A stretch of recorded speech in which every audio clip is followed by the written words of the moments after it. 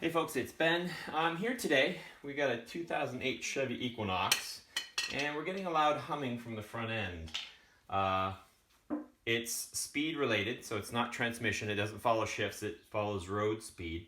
It's been around for approximately 1 year, and it's getting now worse. And it's a little bit worse when you take a right-hand turn, which is loading this bearing here, which is kind of giving me the indication that it's probably this wheel bearing versus the other wheel bearing.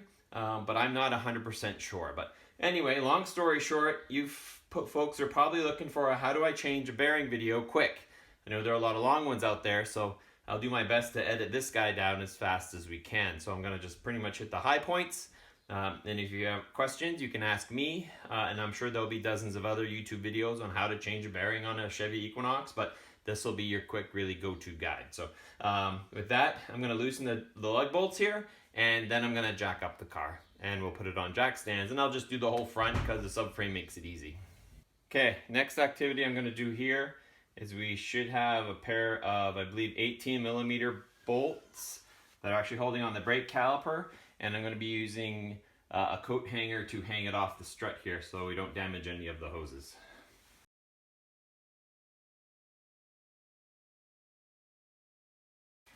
While we're here, because the brake line is also connected to the ABS sensor, we'll just pop the clip and disconnect it as well. That way when we lift it up, it'll be fine. Next up, we've got this little T30 Torx to get out here. It's kind of a thing that holds a rotor on while the wheel's not attached. I typically like to use a socket and tool, but you can do it either way.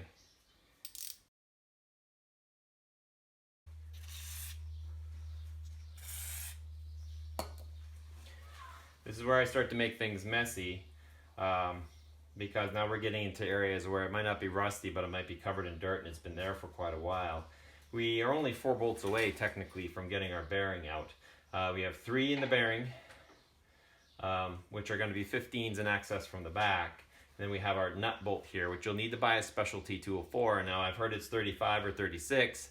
My 36 is a little loose, but it's not crazy loose, so it's probably fine. I should probably spray that too. It's a lock nut, so it's going to be a pain anyway. So any lubrication we put on it will be great. The other thing that comes in super handy, although you don't technically need it, but once again comes in super handy, is a gear puller. Because what we'll be able to do is grab onto the bearing and push it out and hopefully get the bearing out for our new one. It's also a good time to check to make sure that you did receive the right bearing in your box so it looks similar, so we know we're not taking it apart just to have to stick the darn thing back on again because we didn't get the right part. And then we have to get to the 3 bolts that are in the back there. It's easier to turn the wheel back and forth if you really need to apply pressure. In this top bolt, you actually need to lift up the bearing assembly because the way the angle is between the axle and the bearing, it's very tight to get in there. So by not lifting the car up, but at least lifting the suspension up to a degree, you can get your socket in there and get that out. So we've got all 3 bolts out now. Next I'm going to undo this bearing nut, sorry, axle nut. And to do that, I'm going to rethread some of these, although it doesn't really matter because we're putting it back together, or we're actually removing these studs for new ones with the new bearing. But I'm going to put them on anyway and get a lever, and we're going to use that to keep the wheel from turning, and we're going to go ahead and put our wrench on and release this nut.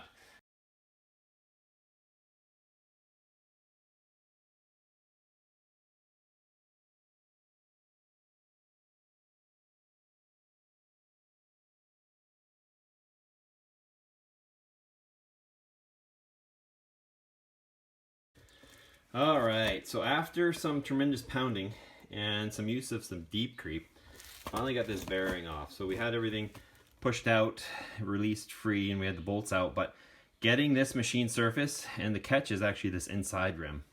The machine surface for this is awful. So deep creep by Seafoam is really good at getting in there if you have time. So spray it and walk away. Come back in an hour or 2 and it will work its way in and lubricate it to a degree. Lots of screwdriver hitting, starting to wedge that apart, and you can hammer this way out there is an opening here where the brake caliper usually lives. You're going to pound the shit out of your steering to a minor degree, but or it comes right off, but it depends on your situation.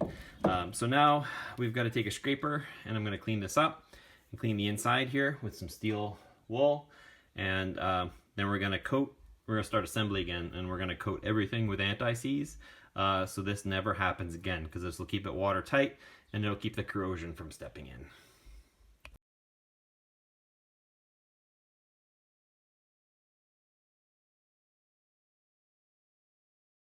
You have this guy here. You can tell here's our ABS sensor holder, and then here's my bearing.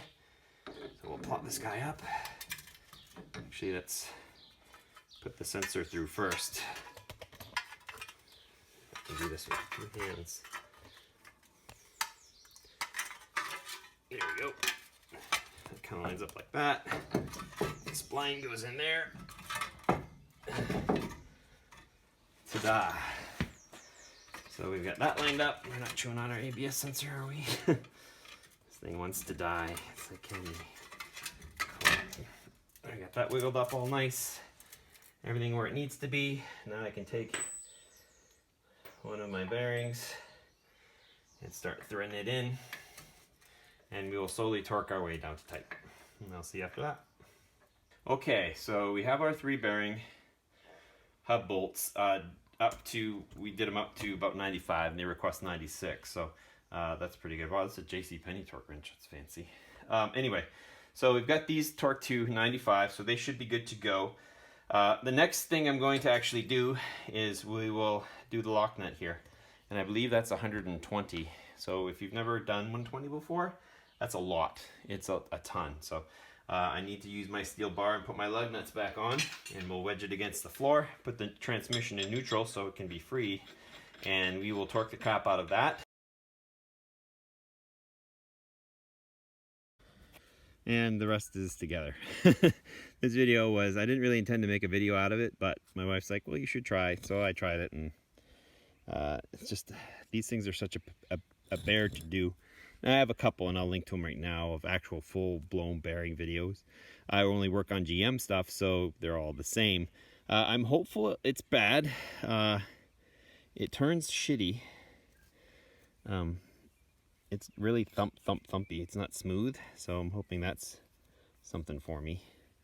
The dents you see here are me trying to hammer it out from the back, which didn't work out great. I wouldn't recommend it, but you guys, if you have any questions or comments, go ahead and leave them. Click on subscribe, because I'm awesome. You know it.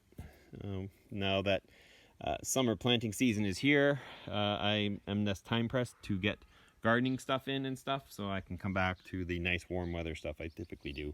Automotive repair. Yes, the Chevy over there needs some oil cooler lines. I'll definitely film that completely for you guys. That sort of thing. But anyway, please subscribe, and I'll catch you later.